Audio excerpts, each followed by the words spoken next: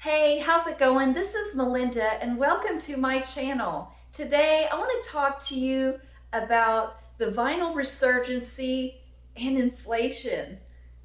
The two don't mix, and I just wanted to talk to you about it, whether you're feeling the pain of inflation, if it's affecting your purchasing power when it comes to vinyl records.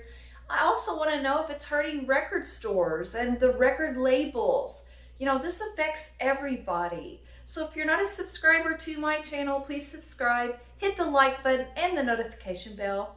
And please excuse me, I do have a really bad cold today. I wanted to make this video, so hopefully I can push through it. And thank you for your patience today while I make this video.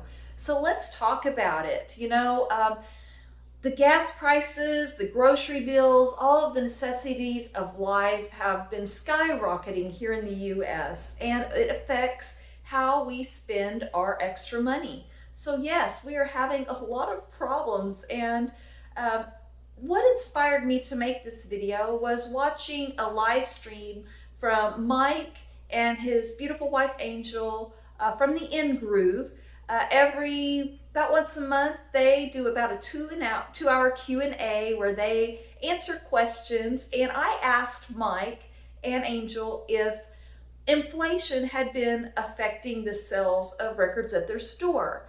And Mike was very honest and forthright and said, yes, it's really been affecting him. Now, Mike has a really big store. He can ship pretty well everywhere in the United States, and he can even do a little bit of shipping into other countries.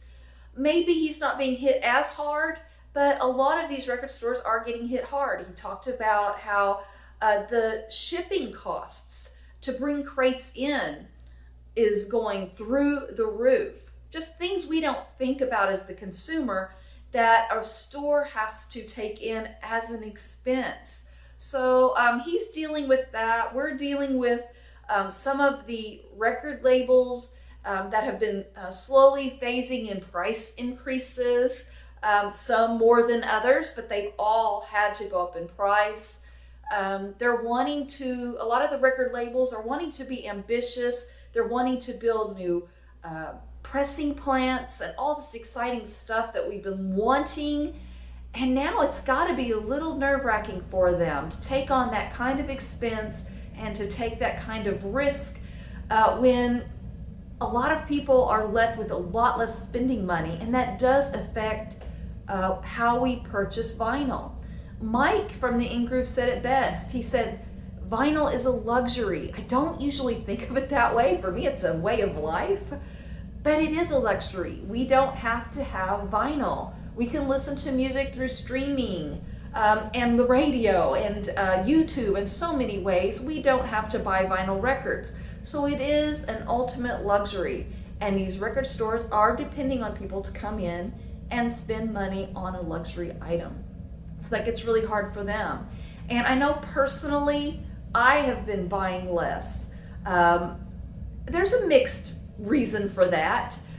For one, there just hasn't been a lot of extremely exciting releases lately. I know that Thriller by Michael Jackson was really exciting. I passed on the Eric Clapton One Step.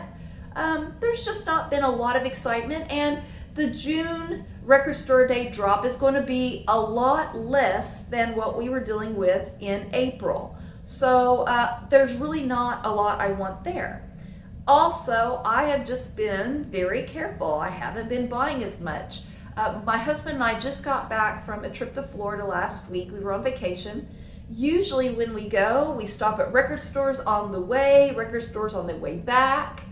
We didn't do any of that this year. I did go to one record store while in Florida. I didn't buy anything. I saw something on the Holy Moly wall at that store, but it was really expensive and I decided not to buy it. So I'm being careful, and I want to know if you are. Leave in the comments below if this has affected you. So let's go ahead. I will show you a few records that I have bought. It's not all bad news here. I do have a few really cool records that I've picked up recently. New releases that I think are really good. First off, I did buy the Mobile Fidelity original master recording of Groovin' by the Young Rascals. And I think it's a really beautiful 45 RPM. You are getting up and changing Turning the record over a lot, but the sound is really, really good. A Girl Like You is a very cool song, and I'll be really honest with you. I'm going to show my age here a little bit.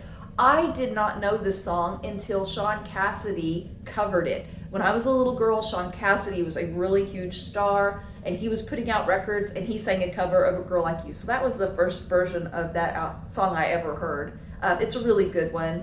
Groovin' is beautiful on here, just the perfect summer song. I think If You Knew is terrific on this particular copy. It sounds beautiful. A Beautiful Morning is a bonus track on here, and it is fantastic. So that's a really good record that I recently picked up. As well as Bill Evans' You Must Believe in Spring. So beautiful. We've only got 3 players on here. We've got Bill Evans on piano, Eddie Gomez on bass, and Elliot Zigman on the drums. It's beautiful in its sparseness. I think the piano playing so elegant, the bass. It's just a gorgeous sounding record, and I'm really pleased with this one. As well as Brother Jack McDuff Moon Rappin'. This is from the Blue Note Classic Vinyl Series. It is everything the opposite of what You Must Believe in Spring is. This is more of a funky 70s, really cool guitars. The organ is really striking on here. If you're not a lover of organ music, you might not like this, but I actually think it's really good, and it sounds incredible. So that was a really good one for me. So there's still some wonderful records out there to buy. We just have to be a little more careful of how we're spending our money. It's a fine line, because I don't want to see this resurgence end. I don't want to hurt record stores, but I also can't put what I need financially in jeopardy either. You know, we have to have our gas tanks filled. We have to have the groceries. We have to take care of our kids and our family. And what's left after that is what we have. So we have to balance it out, because I really do want to continue to buy vinyl and enjoy vinyl. I want the pressing plants to be built. I want this resurgence to continue. So that's a little bit of the bad news, is how people are struggling, at least here in the United States, with the price of everything just going up. I do want to bring up a positive note. I am an optimist, so I do want to say that there is one area that has actually been helpful to me. If you are a seller on the secondary market, you're not going to really agree with me on this, but I have noticed a little bit of softening on the prices. I'm going to take a little drink here. In my Farrah Fawcett 70s cup, my best friend that I ran around with when I was a kid, this was the cup I always drank from at her house. So when I saw this one when I was out and about, I had to pick it up. It reminds me of being a kid in summertime and going to her house and us getting a Coke in her fridge and out of the bottle and splitting it. And that's just a really good memory for me. But anyway, back to the video. I have noticed a softening in the secondary market. So records that were really getting expensive in the pandemic. You know, we were home, record stores were closed, restaurants were closed, concerts were getting pushed back. We weren't out and spending as much money. So I think a lot of people were spending money on records. Also here in the United States, we were getting surplus money sent to us too. I know of one person who bought the Santana One Step with their surplus money. And I think that caused the records on the secondary market to really rise in price. Well, now I'm seeing a little bit of a softening.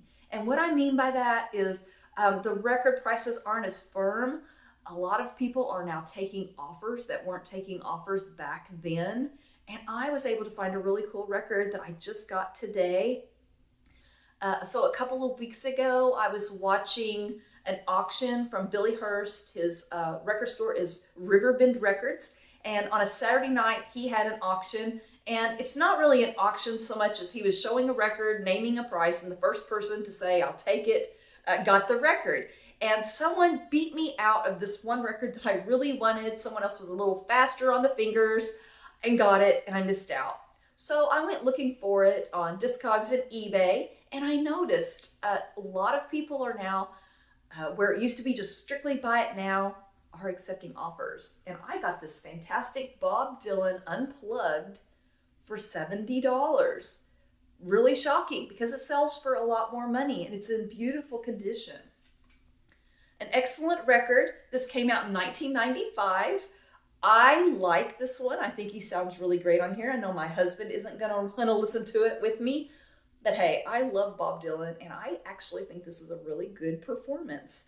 And this is the real deal. There is an unofficial pressing out there you have to be on the lookout for. You can see this one is the Columbia Red Label. The one that is unofficial is disguised as a promo, a white label promo. So it has a white label and a hype sticker on it. So just kind of be aware of that if you are in the market to buy this record. So he sings a lot of his wonderful hits on here. And I got this for a lot less money than I thought I would have to pay because they were accepting offers. So I think I paid a fair price. I think they made a little money off of it too. It was good for both of us. So, you know, maybe that's the bright spot and hopefully things are going to continue to get better. So also before I leave and in this video, I want to give a special thank you to Steve, Harmless Rebel. Let me get a little drink here.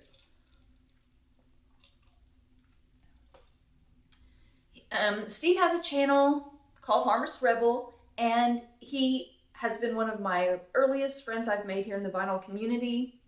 I think he was the second person to ever give me VCLT, which is Vinyl Community Love Train. It's just sending records. I've sent him something in the past. He has sent me a couple of things too, and it's been really nice.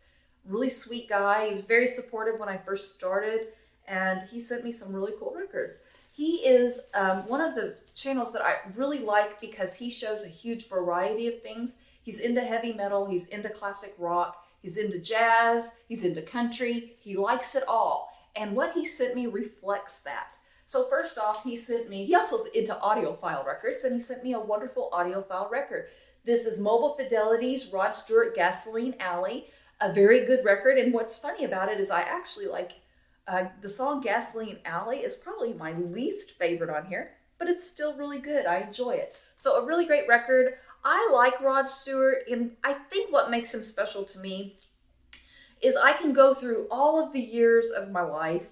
There's always been a Rod Stewart song on the radio, whether it was Maggie May when I was a really little kid, or Infatuation when I was in high school, to Forever Young when I was graduated. He's always been there. His voice is instantly recognizable. And I think even if you don't have what I would call a great singing voice, just having something so recognizable is a very special gift. So I like Rod Stewart. I know not everybody's a big Rod Stewart fan, but I really like him. So here's another one that I just got from Harmless Rebel, Steve, Extremes Pornograffiti. And I'm blanking out on this guy's name, but the lead singer was the lead singer for Van Halen for like a minute. He was featured on vocals for Van Halen 3. And I'll be honest with you, when that came out, I wasn't having it. I wanted David Lee Roth back. If Sammy was gone, I wanted Dave back. It looked like Dave was coming back, and then all of a sudden they switched around again, and I wasn't really into it. But you know, Extreme was a good band. They had some really rockin' songs on here. More Than Words is kind of a weird one. It's the oddball of this album, but yet it's the most popular and well-known song by Extreme. And you don't want to hear me sing it in a car. It's atrocious the way I sing. I hate that I can't think of his name. I'm really sad about that. But anyway, thank you so much. This was a really great one. Next up is a country album by Tyler Childers called Purgatory. And like where I said I didn't like Gasoline Alley, it was my least favorite song on the Rod Stewart record, Purgatory is actually my favorite song on this album. And I really love the song Honky Tonk Flame. Lady May, lovely Lady May is a beautiful song at the end of this album. And he also sent me Paul Chambers Quartet, Bass on Top, a beautiful tone poet that I really enjoy. So thank you so much to Steve, Harmless Rebel. I'm going to leave his link below. My video's over, but you can go on his video, check him out, give him a sub, and say hello. And so please let me know, is inflation affecting the way you purchase vinyl? If you have any clever ideas or things that you've noticed, maybe a little bit on the positive side, also share that in the comments. Please subscribe and hit the like button. And thank you so much for watching. I will see you next time. Take care. Bye-bye.